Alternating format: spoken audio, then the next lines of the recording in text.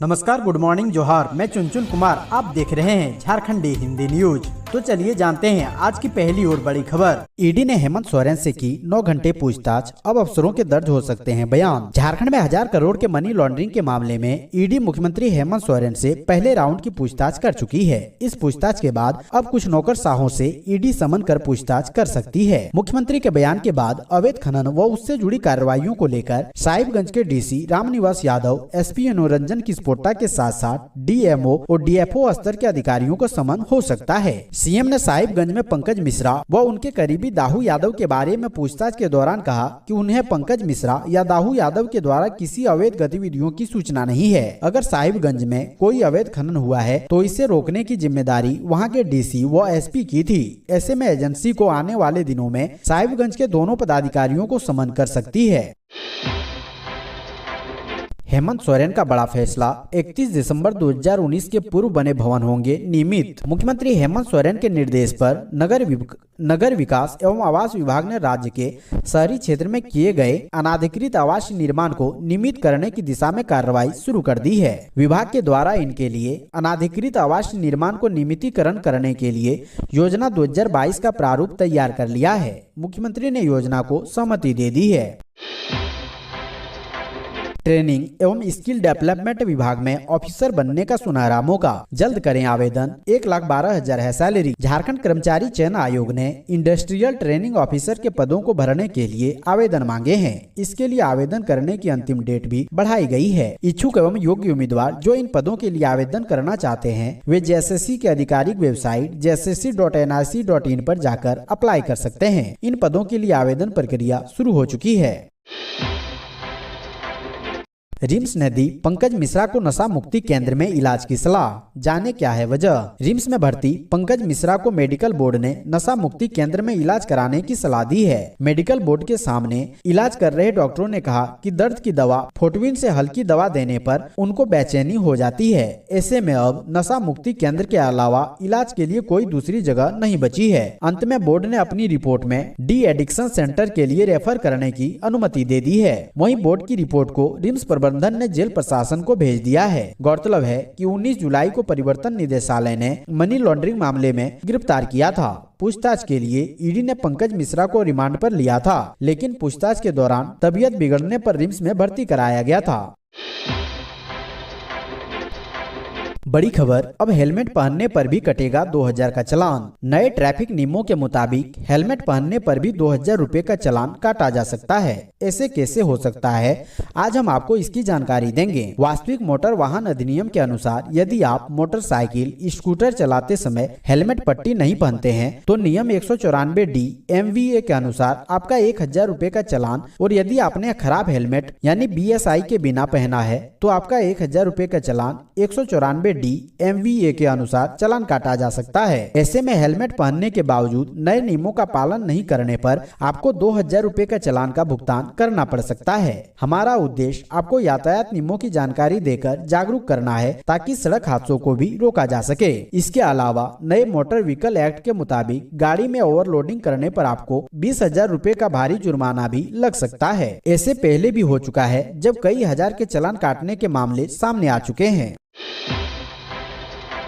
CM Hemant Soren का आवास घेरने जा रहे प्राथमिक शिक्षकों को पुलिस बल ने मोरहाबादी मैदान में रोका। अखिल झारखंड प्राथमिक शिक्षक संघ के बैनर तले मुख्यमंत्री हेमंत सोरेन का आवास घेरने जा रहे प्राथमिक शिक्षकों को पुलिस ने राजधानी रांची स्थित मोरहाबादी मैदान में ही रोक दिया। शनिवार को राज्य भर से प्राथमिक शिक्षक मोरहाबादी मैदान से सीएम आवास का घेराव करने जा रहे थे। मैदान से कुछ ही दूरी वे आगे बढ़े थे कि पुलिस ने उन्हें बैरिकेडिंग करके आगे बढ़ने से रोक दिया। अखिल झारखंड प्राथमिक संघ के बैनर तले 4 सूत्री मांगों के समर्थन में प्रदर्शन कर रहे हैं। संघ के विजेंद्र चौबे ने कहा कि इस प्रदर्शन को लेकर पहले ही सारी तैयारियां की जा चुकी थी। पुलिस ने रूट भी तय कर दिया था, फिर भी आज हमें पुलिस ने क्यों रोका हमें मालूम नहीं। कहा कि जब तक हमारी बात खुद मुख्यमंत्री नहीं सुनते हम यहीं डटे रहेंगे। सरकार हमारे साथ हमेशा भेदभाव करती रही है। हमारी मांग जायज है और इससे सरकार मुंह नहीं फेर सकती है। सीएम हेमंत सोरेन ने कहा, पिछली सरकारों के कुकृतियों का दोष भी उनकी सरकार पर मढ़ा जा रहा है। झारखंड के मुख्यमंत्री हेमंत सोरेन ने शुक्रवार को दावा किया है कि पिछली सरकारों के कुकृतियों का दोष भी उनकी सरकार पर मढ़ा जा रहा है। परिवर्तन निदेशालय ने कथित अवैध खनन की जांच के सिलसिले में बृहस्पतिवार को सोरेन से 9.5 घंटे तक पूछताछ की थी। मुख्यमंत्री हेमंत सोरेन के कार्यकर्ताओं को संबोधित करते हुए मुख्यमंत्री ने कहा कि मैं ईडी कार्यालय गया था। 7-8 घंटे चली पूछताछ के दौरान मैंने ईडी अधिकारियों से पूछा कि मैं तो महज 2 साल से सत्ता में हूँ, ऐसे में क्या यह सब करना संभव हो सकता है। उन्होंने कहा, मैं ईडी को जांच में पूरा सहयोग करूंगा, लेकिन यह जांच निष्पक्ष तरीके से होनी चाहिए। उन्होंने कहा कि इस सरकार की बढ़ती लोकप्रियता को देखकर विपक्ष के पेट में दर्द हो रहा है, क्योंकि यह सरकार सभी ग्रामीण मुद्दों को हल कर रही है। जब उसे कोई तरीका नहीं मिला तब उसने अपने पुराने कुकृतियों का ठिकरा वर्तमान सरकार पर फोड़ दिया। सोरेन ने यह भी सवाल उठाया है कि जांच एजेंसियों की छापेमारी और कार्रवाई सिर्फ गैर भाजपा शासित राज्यों में ही क्यों हो रही है? क्या भारतीय जनता पार्टी शासित राज्य दूध के धुले हैं? उन्होंने कहा कि राज्य में विपक्षी दल मूलवासियों आदिवासियों को भड़काने का प्रयास कर रही है।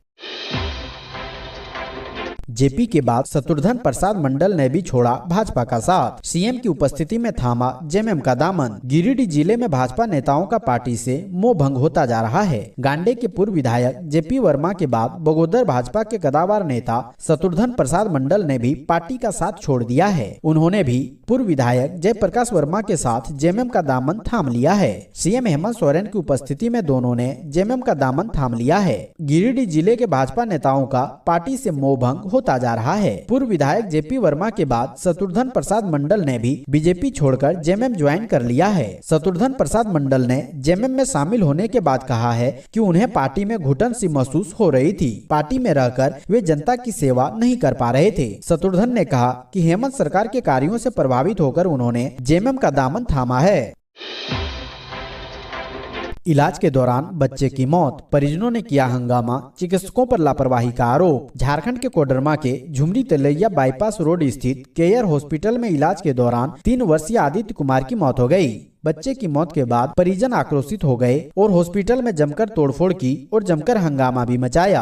हॉस्पिटल पर इलाज में लापरवाही का आरोप लगाते हुए परिजन उग्र हो गए। दरअसल बच्चे के पिता संजय यादव की पूर्व में ही मौत हो गई थी और उसकी मां ने केयर हॉस्पिटल में बुखार लगने के बाद अपने बच्चे को भर्ती कराया था। शाम 6 बजे तक बच्चे की स्थिति ठीक नहीं थी, लेकिन इसके बाद उसकी तबीयत बिगड़ने लगी और एक इंजेक्शन लगाने के बाद कुछ ही देर में उसकी मौत हो गई। परिजनों का आरोप है कि बच्चे की स्थिति गंभीर होने के बावजूद अस्पताल प्रबंधन ने उसे ना तो रेफर किया और ना ही उसका इलाज कर पाए। आक्रोशित लोग हॉस्पिटल प्रबंधन से पीड़ित परिवार के लिए मुआवजे की मांग को लेकर देर रात तक जमे रहे। हंगामे की सूचना पर मौके पर पुलिस भी पहुंची और लोगों को शांत कराने का प्रयास किया। मृतक के परिजनों ने बताया कि बच्चे की स्थिति सामान्य होने के बाद भी उसकी तबीयत अचानक गड़बड़ा गई और उसकी मौत होने के बाद अस्पताल के डॉक्टर भाग खड़े हुए। कपसारा के बाद अब जीना गोड़ा में धसी जमीन, टेढ़ा हो गया मंदिर। धनबाद कोयलांचल में लगातार दूसरे दिन जमीन धंसने का मामला सामने आया है। घटना में एक मंदिर टेढ़ा हो चुका है। इलाके में दरार पड़ चुकी है। जमीन धंसने की सूचना मिलने पर इलाके में दहशत है। धसान क्षेत्र के पास ही करीब 20-25 परिवार रहते हैं। हादसा बलियापुर प्रखंड स्थित अलकडीहा ओपी क्षेत्र में पहाड़ी गोड़ा सेंट्रल सुरंगा शिव मंदिर के समीप हुआ है। बताया जाता है कि अवैध खनन की वजह से तड़के भूधसान की घटना घटी, जिसकी जद में आकर स्थानीय शिव मंदिर लगभग 3 फीट नीचे धंस चुका है। आसपास के क्षेत्र में जमीन में लगभग 10 फीट की दायरे में दरारें पड़ गई है। कक्षा 8वीं के सफल छात्र छात्राओं के लिए विशेष परीक्षा का आयोजन। पाकुड़ में कक्षा 8वीं बोर्ड परीक्षा में असफल छात्र छात्राओं के लिए विशेष परीक्षा का आयोजन किया गया। पाकुड़ जिले में 3 परीक्षा केंद्र बनाए गए, जिसमें केकेएम कॉलेज पाकुड़, राज +2 विद्यालय पाकुड़ और जितांदो बालिका उच्च विद्यालय पाकुड़ शामिल है। 2 पालियों में परीक्षा आयोजित हो रही है। केकेएम कॉलेज में 619 परीक्षार्थी, राज +2 विद्यालय में 474 व जिदांता बालिका उच्च विद्यालय पाकुड़ में 128 परीक्षार्थी परीक्षा दे रहे हैं। कुल 1221 परीक्षार्थी परीक्षा दे रहे हैं। परीक्षा की मॉनिटरिंग डीईओ रजनी देवी कर रही है। झारखंड में कब होगा नगर निकाय चुनाव? निर्वाचन आयोग ने सरकार को भेजा प्रस्ताव। झारखंड में क्रिसमस के पहले नगर निकायों को चुनाव संपन्न करा लिया जाएगा। राज्य निर्वाचन आयोग ने चुनाव की तिथि निर्धारित कर राज्य सरकार को प्रस्ताव भेज दिया है।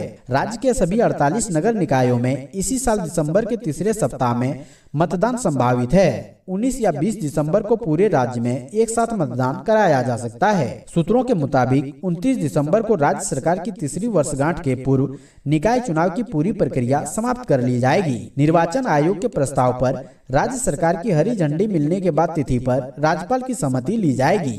प्रक्रिया पूरी कर आगामी सप्ताह में चुनाव की अधिसूचना जारी कर दी जाएगी। आयोग का प्रस्ताव चुनाव का संभावित कार्यक्रम है। राज्यपाल या राज्य सरकार द्वारा कार्यक्रम में फेरबदल किया जा सकता है। मालगाड़ी का इंजन बदल रहे थे 2 लोको पायलट, ट्रेन से कटकर हुई मौत। झारखंड के चक्रधरपुर रेल मंडल में एक दर्दनाक हादसे में ड्यूटी पर तैनात 2 लोको पायलट की मौत हो गई। बीते शुक्रवार देर रात करीब 12 बजे चक्रधरपुर रेल मंडल में कार्यरत लोको पायलट टीके सहाना और सहायक लोको पायलट मोहम्मद अख्तर आलम राजखरसवा रेलवे स्टेशन के यार्ड में मालगाड़ी का इंजन बदल रहे थे। इसी दौरान तेज रफ्तार से आ रही Howrah Mumbai mail superfast express की चपेट में आ गए। रेल कर्मियों के अनुसार लोको पायलट टीके सहाना जब मालगाड़ी का इंजन बदल रहे थे तो सबसे पहले वह Howrah Mumbai mail superfast express की चपेट में आ गए। इसी दौरान सहायक लोको पायलट मोहम्मद अख्तर आलम उन्हें बचाने गए तो वो भी ट्रेन की चपेट में आ गए और दोनों की दर्दनाक मौत हो गई। रांची के बाद अब झारखंड के इस जिले में खेती करेंगे महेंद्र सिंह धोनी। फार्म हाउस के लिए देखी जमीन। टीम इंडिया के पूर्व कप्तान महेंद्र सिंह धोनी इंटरनेशनल क्रिकेट से रिटायरमेंट के बाद से अलग अलग क्षेत्रों में काम कर रहे हैं। धोनी लगातार खेती में हाथ आजमा रहे हैं। इस कड़ी में धोनी ने रांची के बाद झारखंड के अन्य जिले का भी रुख किया है। दरअसल टीम इंडिया को वर्ल्ड कप दिलवाने वाले धोनी अचानक गुमला पहुंचे। धोनी ने गुमला के मुरगू अम्बा टोली गाँव में कृषि को बढ़ावा देने और फार्म हाउस खोलने की योजना बनाई है। इसी मकसद से धोनी ने दक्षिणी कोयल नदी के समीप रेती जमीन का मुआवना किया। खेत मुरगू गांव के मदन सिंह का है। बताया जा रहा है कि शाम में धोनी मुरगू गांव आए थे। वो करीब 30 मिनट यहां रुके। इस दौरान धोनी ने गांव की भौगोलिक बनावट देखी। उन्होंने मुरगू गांव का भ्रमण गाड़ी में बैठकर किया, इसलिए लोगों को यह पता नहीं चल सका कि धोनी आए हैं। मुरगू गाँव पहुँचने पर मदन सिंह और उनके परिवारों के सदस्यों ने धोनी का स्वागत किया और वहाँ पहुँचने पर उन्होंने सबसे पहले कोयल नदी के समीप खेत का मुआवना किया। फंड विधायक निधि का भाई ने किया शिलान्यास। जमशेदपुर के पश्चिमी विधानसभा क्षेत्र में वर्तमान विधायक और राज्य के स्वास्थ्य मंत्री बन्ना गुप्ता के विधायक फंड से शिव मंदिर परिसर मानगो का सौंदर्यीकरण का काम शुरू होने वाला है। उसको लेकर शनिवार को आधारशिला रखी गई। इस पर 15 लाख रुपए की लागत से पेवर्स ब्लॉक सहित अन्य सिविल वर्क होने हैं। इस मंदिर के सौंदर्यीकरण की इस योजना का शिलान्यास न तो जिला प्रशासन के अधिकारी ने किया और न ही खुद मंत्री बन्ना गुप्ता ने, लेकिन मंत्री के भाई गुड्डू गुप्ता ने इस योजना का शिलान्यास कर दिया। अब सवाल ये उठता है कि जिस योजना का कार्य सरकार के पैसे से हो रहा है उसका शिलान्यास या तो प्रशासन का कोई अधिकारी करेगा या संबंधित विधायक जिसने इस योजना के क्रियान्वयन के लिए अपने विधायक निधि से फंड दिया है। जानकार बताते हैं कि अगर मंत्री बन्ना गुप्ता शिलान्यास कार्यक्रम के लिए उपलब्ध नहीं है तो उनके प्रतिनिधि शिलान्यास कर सकते हैं, लेकिन यहाँ मंत्री के भाई ने ही सब कुछ कर दिया। इससे साफ जाहिर होता है आपके पास रुतबा होना चाहिए, नियम कानून सब ताक पर रहेगा। विधायक सरयू राय ने पूर्वी क्षेत्र में लगवाएंगे 1500 सोलर लाइट। जमशेदपुर पूर्वी के विधायक सरयू राय ने शनिवार को बारीडी बस्ती से सोलर स्ट्रीट लाइट योजना का शुभारंभ किया।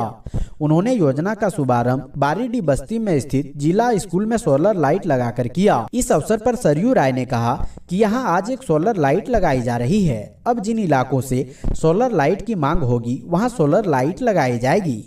विधायक ने बताया कि कुल 1500 सोलर लाइट लगाने का काम होगा। सरयू राय के अनुसार उनके क्षेत्र के विभिन्न मोहल्लों में बिजली चले जाने के बाद अंधेरा हो जाता था। अब सोलर लाइट लग जाने से यह अंधेरा दूर हो जाएगा। बिजली नहीं रहेगी तो यह सोलर लाइट इलाके में रोशनी पैदा करेगी ताकि चोरी और अन्य अपराध की घटनाओं पर लगाम लगाई जा सके। जमीन विवाद में दामाद ने धारदार हथियार से ससुर की कर दी हत्या, आरोपी गिरफ्तार। झारखंड के गुमला जिले के विष्णुपुर थाना क्षेत्र के केचकी डंगा टोली में चचेरा दामाद ने जमीन विवाद में 68 वर्षीय ससुर फगुआ उराव को टांगी से काटकर हत्या कर दी। हत्या की सूचना पर विष्णुपुर पुलिस ने शव को कब्जे में लेकर सदर अस्पताल पोस्टमार्टम के लिए भेज दिया। घटना के विषय में परिजन मनोज उरांव ने बताया कि उनके बड़े पिता विष्णुपुर प्रखंड के केचकी डांगा टोली से मवेशी चराने जंगल गया था, जहां से लौटने के दौरान घर के पीछे आरोपी दामाद सीता उरांव ने फगुआ उरांव को अपने पास बुलाया और घर से कुल्हाड़ी लाकर फगुआ उरांव पर वार कर दिया, जिससे उसकी घटना स्थल पर ही मौत हो गई। मरने के बाद आरोपी घर में जाकर छिप गया। घटना की सूचना मिलने के बाद पुलिस घटना स्थल पर पहुंची और शव को कब्जे में लिया। आरोपी दामाद सीताराम उरांव को गिरफ्तार कर लिया। मामले की छानबीन जारी है। धनबाद बोकारो जिले में डाक विभाग करा रहा सर्वे। अब डाकिया नहीं, ड्रोन करेगा पार्सल की डिलीवरी। आधुनिक प्रौद्योगिकी के साथ कदम ताल करते हुए भारतीय डाक विभाग ने 27 मई 2022 को गुजरात के कच्छ जिले के भुज तालुका के बहाय पोस्ट ऑफिस से भाउचा के नेर गांव तक ड्रोन के जरिए पार्सल पहुंचाया था। ड्रोन ने 25 मिनट में 46 किलोमीटर की दूरी तय की थी। पार्सल में चिकित्सा संबंधी सामग्री थी। गुजरात में सबसे पहले सफल पायलट परीक्षण के बाद डाक विभाग झारखंड में भी यह सेवा शुरू करने पर कार्य कर रहा है। विभाग कई जिलों में सर्वे करा रहा है। शुरुआत में ड्रोन के माध्यम से सरकारी कर्मियों को दवा जैसी जरूरी चीजें पहुंचाने की योजना है। धनबाद डिवीजन के धनबाद और बोकारो जिले में विभाग ने इस बाबत जिला प्रशासन को एक पत्र लिखा है। पायलट परियोजना के तहत विशेष तौर पर ड्रोन से एक स्थान से दूसरे स्थान पर डाक पहुंचाने में आने वाली लागत का अध्ययन करेगा। इस दौरान डाक पहुंचाने के कार्य में संलग्न कर्मचारियों के बीच समन्वय को भी परखा जाएगा। अगर वाणिज्यिक रूप से प्रयोग सफल रहा तो डाक पार्सल सेवा और तेज गति से कार्य करेगी।